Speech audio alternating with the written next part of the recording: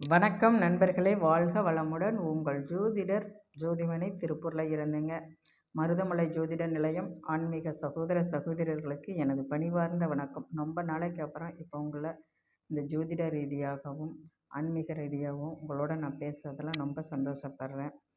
இந்த பதிவு என்னை பற்றிய ஒரு சின்ன பதிவு தான். என்னை பற்றிய பதிவு அப்படின்னா, நான் எப்போ ஜோதிடம் கற்றுக்கிட்டேன் அப்படிங்கிறத பற்றி ஒரு சின்ன ஒரு பதிவு. அதுக்கு ஒரு ஆதாரம் ஒன்று இருக்குது. சமீபத்தில் அம்மா வீட்டுக்கு போனப்போ ஒரு நோட் ஒன்று கிடச்சிது. நான் 10 வயசில் ஜோதிடம் கற்றுக்கிற போது நவகிரக தோஷத்தை பற்றி எழுத சொன்னாங்க. என் மாமா சொன்னார். அதை நான் எழுதினேன். அந்த நோட்டு எனக்கு கிடச்சிது. அந்த நோட்டை என்னுடைய நண்பர்களான உங்களுக்கு, என்னுடைய நண்பர்களான ஆன்மீகம் சார்ந்து ஜோதிடம் சார்ந்து என்னோட பயணிக்கிற என்னுடைய நண்பர்களுக்கு இதை தெரிவிக்கணும் அப்படிங்கிறதுக்காக நான் இந்த பதிவை நான் உங்களுக்கு கொடுக்குறேன். அதாவது நாங்கள் பரம்பரை ஜோதிடர். பரம்பரை ஜோதிடர் அதாவது வள்ளுவர் குல ஜோதிடர், பரம்பரை ஜோதிடர், ஊர் ஜோதிடர். ஊருக்கு நாங்கள் தான் ஜாதகம் பார்ப்போம். அந்த மாதிரி பழனிக்கு பக்கத்தாடி பாலசமுத்திரம் குறும்பவெட்டி அப்படிங்கிற ஒரு கிராமம். அந்த கிராமத்தில் பரம்பரையாக நாங்கள் தான் ஜாதகம் பார்த்துட்ருக்கோம்.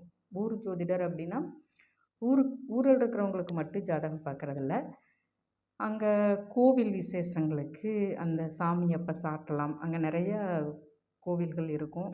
அதாவது பத்ரகாளியாத்தா கோவில், வால்காட்டு பத்ரகாளி, சுந்தரகாளி ஆத்தா, அப்புறம் லட்சுமி மாரியம்மன், அப்புறம் தண்டு மாரியம்மன், பகலக்குடியாத்தா, ஐயனார், மலையாளத்தப்பன் அப்படிங்கிற நிறைய தெய்வங்கள் இருக்கும். இந்த தெய்வங்கள் எப்பப்போ பூச்சாட்டு விழா வைக்கலாம் அப்படிங்கிறதெல்லாம் நாங்கள் அந்த நாள் குறித்து கொடுப்போம்.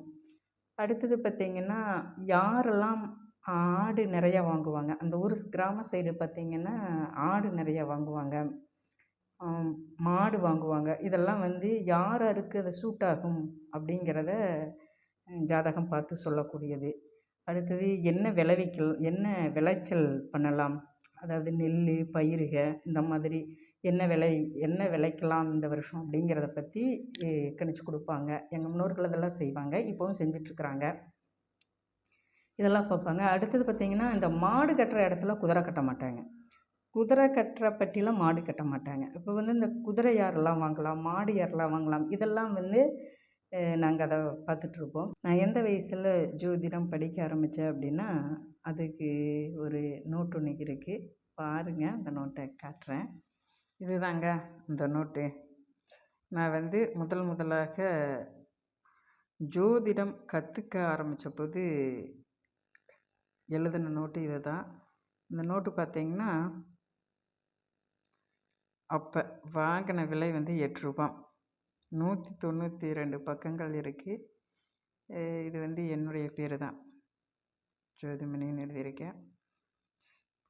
இந்த நோட்டு தான். இது என்னுடைய அம்மா வீட்டில் இருந்துச்சு. நான் போனப்போ எடுத்துகிட்டு வந்தேன்.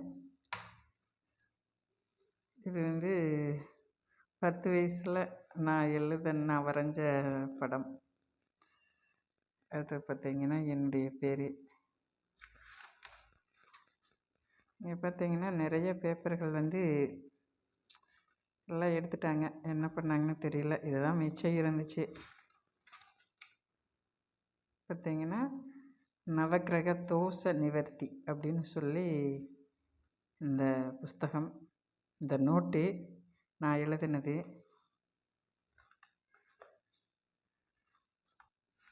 சில பேப்பர்கள் அப்படி எண்ணெய் மாதிரிக்கு ஆயிடுச்சு, எண்ணெயில் பட்ட மாதிரிக்கு ஒன்றுக்கும் இல்லாத மாதிரி அப்படி ஆயிடுச்சு, அப்படி அழிஞ்சிருச்சு. பார்த்திங்கன்னா இங்கேயே பார்த்திங்கன்னா எழுத்துக்கள் அழிஞ்சிருக்கும். கிட்டத்தட்ட 34 வருஷம் பக்கம் ஆகுது. இங்கே பாருங்கள் எப்படி ஆயிடுச்சுன்னு.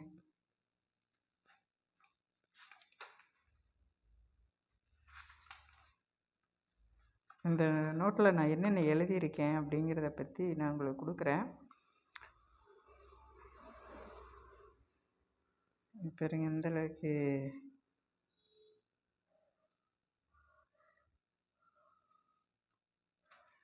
சில இடங்கள்லாம் பார்த்திங்கன்னா எழுத்தே இல்லாமல் போயிருக்கும். இதே பாருங்க எப்படியா இருக்குன்னு.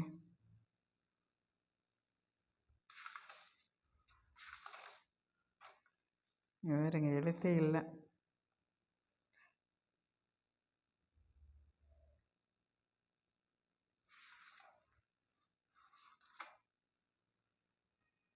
அந்த மாதிரி அழிஞ்சு போயிடுச்சு. இது என்னுடைய நோட்டு. சில எனக்கு பிடிச்ச சில வாக்கியங்கள்லாம் எழுதி வச்சுருப்பேன். எப்படி அப்படிங்கிறதெல்லாம் இதில் எழுதி வச்சுருப்பேன். இந்த நோட்டில் என்னென்ன எழுதியிருக்கேன் அப்படிங்கிறத உங்களுக்கு அடுத்தடுத்த பதிவில் உங்களுக்கு நான் சொல்கிறேன். நவக்கிரக தோஷ நிவர்த்தியாக அப்படிங்கிற பாடல் எழுதியிருக்கேன். என்னென்ன எழுதி வச்சுருக்கேன் அப்படிங்கிறத அடுத்தடுத்த பதிவில் உங்களுக்கு சொல்கிறேன். நன்றி, வணக்கம் நண்பர்களே.